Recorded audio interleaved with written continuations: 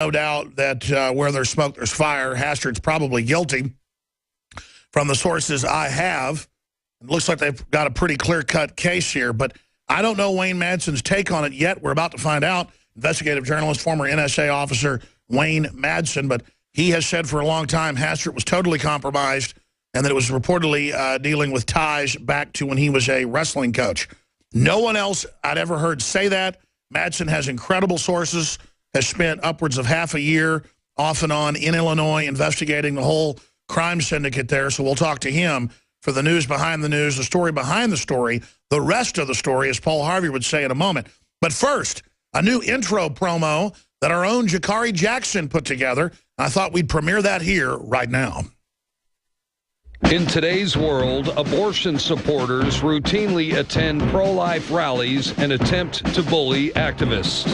If you have a problem and need a smelly group of commie devil worshippers, maybe you can call the A-Team. How many did I adopt? I kill my kids. I kill my kids. Oh, white privileged racist male that doesn't stand for women's rights. Get the out of here. Hey, we saw your Facebook with your communist hammer and sickle. That's pretty cool, man. Is that you on the Facebook? Is there a Facebook page of you with a hammer and sickle? I don't think so. I don't want children. I love Satan. How do you get your abortions paid for? I pay for them. I thought you said free. pay for it? Upwards of 50. Really? Oh, yeah. You piece of Bunch of misogynistic mother. Take your male privilege somewhere else. How about you being aggressive? I'm being aggressive. Wow. That's the guys that attack Alex Jones.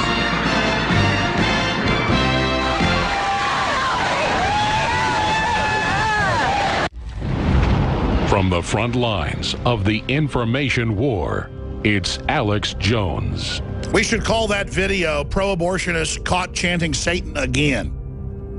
Or new video, "Abortionists Worship Satan." And we need to put that video up on Infowars.com and PrisonPlanet.com. And look, I'm not here bashing women that have had abortions. The point is the people driving and pushing it are into the occult. I just learned this from investigating over the years. And it's an anti-human, anti-minority movement to get rid of mainly poor black people and Hispanics. And so I'm just sick of the Democratic Party trying to race bait all day when more blacks have been aborted since Roe v. Wade than have been born. And there's new numbers out today. We've aborted more people since Roe v. Wade than lived in the country in 1880. CNS News reports on that. So Margaret Sanger, the Rockefellers, they taught Hitler everything he knew. Just admit the roots of what's pushing it, okay? I'm not here judging you. I'm not here on some high horse saying, blah, blah, blah, you're a killer. I've told people that I've been involved in abortions when I was younger. I think it's bad. It's wrong. I've repented of it, but I'm not here judging you. I'm simply saying it's treating humans like trash, and the anti-abortion, pro-life people were right back in the 70s. Then it's old people. Then it's babies. Then it's cripples. I was politically incorrect, but it's okay to kill them. It's the disabled. It's the veterans on don't treat list. And they always confuse it with a right to die argument. Sure, individuals, I think, have a right to die. The problem is you can't have the state involved in it because it'll become euthanasia, and it is euthanasia now where the state decides to kill you. See, it's where the agenda comes from. We're going to Wayne Madsen of WayneMadsenReport.com, best-selling author, probably one of the most dialed-in, connected people ever. In fact, I'm surprised he's alive. A lot of people that he has put on the show, that he's given his contact to, have ended up dead. I can think of 3 or 4 of them right now. D.C. Madam and others. I mean, folks, we've had the Navy SEAL families on about that being a staged raid and saying it was a body double. Do you think it was fun meeting with people before they went public and knowing all this and being the first person to talk about it? Well, see, I love my peers. it feels so good to not be alone and to have people like Wayne Madsen. I'm not in competition. I wish there were 50,000 Wayne Madsens. I wish there was talk show hosts better than I am, better authors, better orators, better researchers. I want to win. I want to defeat this. I can feel the hair on the back of my neck standing up, folks.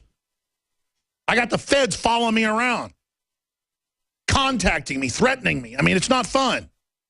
But then I've got other feds that are good giving us information. There's a fight between good and evil in government, in corporations, in churches, in businesses, in our neighborhoods, and it's time for good people to stand up and say no. Now, Wayne Madsen will be with us 15 of the next hour, WayneMadsenReport.com, and I do not know his take, his view on all this yet. He's got a new report out, ISIS Made in the USA. We'll talk about that in the next hour with him. We'll talk to him about the Patriot Act renewal that they're trying to ram through when it expires Sunday. We'll cover it all with Wayne Madsen today. But Wayne Madsen, investigative journalist, formerly in the NSA, is the only person I ever heard say that Hastert's compromised. We have the interview. Somebody should go try to pull those up. He's just been on so much it's hard to find. When he, in his investigations into Illinois corruption, Blagojevich and the rest of it, said Hastert's the big one. We now learn a grand jury indicted him last February. They waited till now, and he joins us to give us his take on what's happening. We'll see if he agrees with my analysis, but I'll defer to him. He's the Hastert expert, former Speaker of the House, indicted yesterday by the Federal Bureau of Investigation. Wayne Madsen, what do you think's going on?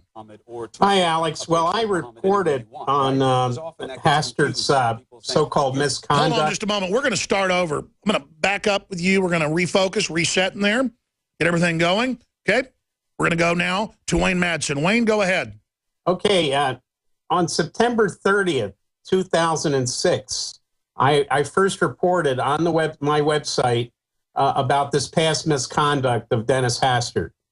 Remember, he was Speaker of the House, third in line under presidential succession to the presidency. If I can just read this, because it's very interesting, this background of Hastert and how he got to his position.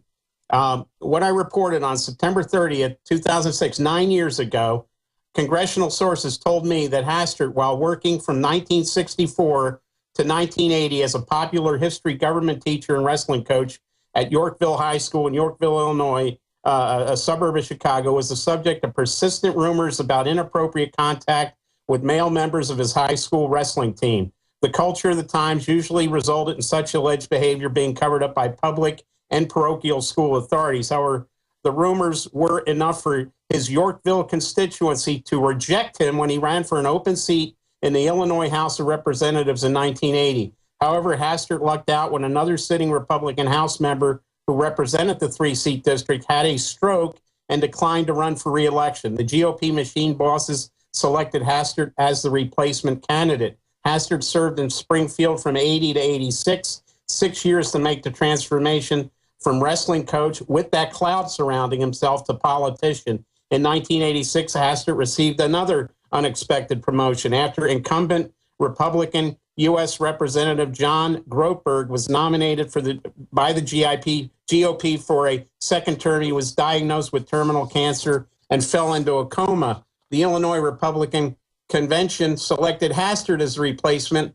on the ticket, a virtual election to the U.S. House in the strongly Republican district. So that's how Hastert got into the House of Representatives. He was rejected because of the rumors surrounding him as a high school wrestling coach. I heard from people in that particular town, Yorkville, and nearby, that Hastert was caught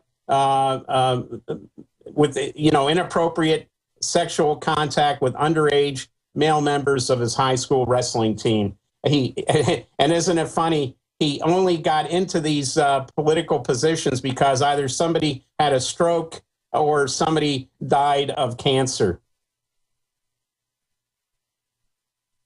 I'm just speechless here because 9 times out of 10, Wayne, when I have a guest on like you who's predicted all this, who's broken this info, who had the courage to go with it, we can't find where you said it. But thank God you wrote about it at WayneMadsenReport.com. So if we can, please email us that story. I'd like to flashback, republish it today at Infowars.com, and I'd like to ask you to write a piece for us today, tying it all together and then linking back to WayneMadsenReport.com, because it's no exaggeration.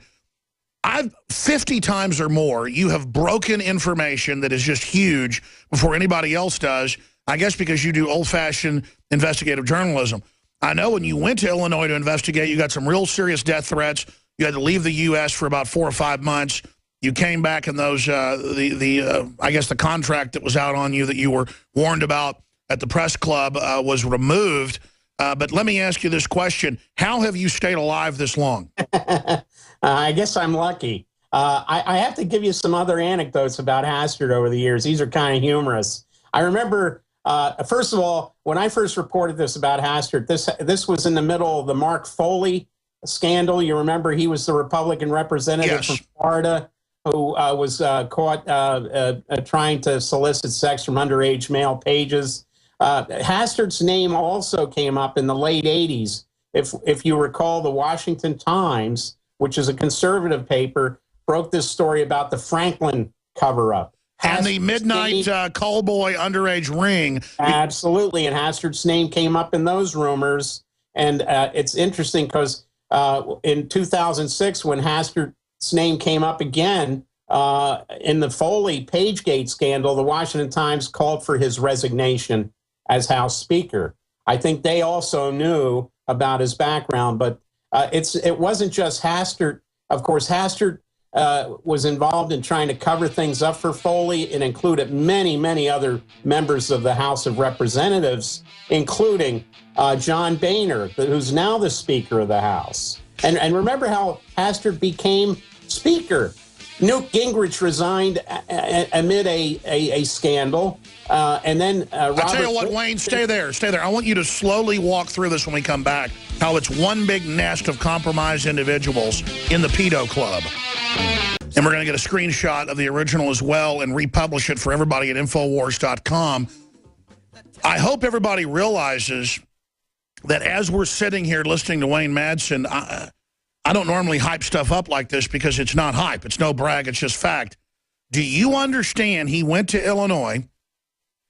He did investigations. He's been there more than 7 times. He spent months there, in some cases each time, and he specifically broke the news as an investigative journalist that Dennis Hastert was picked out of a group of compromised pedophiles to be brought in out of nowhere and then to be made the Speaker of the House in just a few years, unheard of, because he was compromised, and he's in the same nest as John Boehner, who you wonder why he's so under control. Because the mafia that runs this country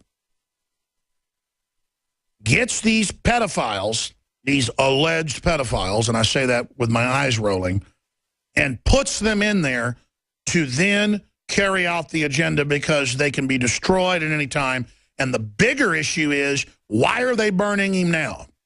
Why have they activated the FBI, who's compartmentalized and probably think they're doing a good job, to go in and do this now?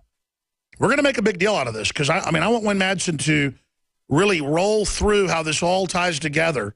And then we're going to put a special report together with his article. And the headline on his article should be, Investigative Journalist Broke Hastert Molestation Story in 2006. Subheadline, Politicians Controlled Via Sex Crimes Connected to Boehner. I mean, boom. Because the only way to stop all this is to expose the blackmail ring and how it's operating. Well, we're going to break in 3-4 minutes, but try to encapsulate it right now, Wayne, how you investigated it, who the players are, and how it's connected to Boehner, as you were just saying in the last segment. Well, I investigated the Foley matter. That was Mark Foley, Republican from Florida, who was actually soliciting sex from underage male pages. You know, every decade, give or take a couple of years, we had an issue in that, mostly in the House, but also in the Senate, but mostly the House, where we had this explosion of scandal about the pages. At first, in the early 1980s, at first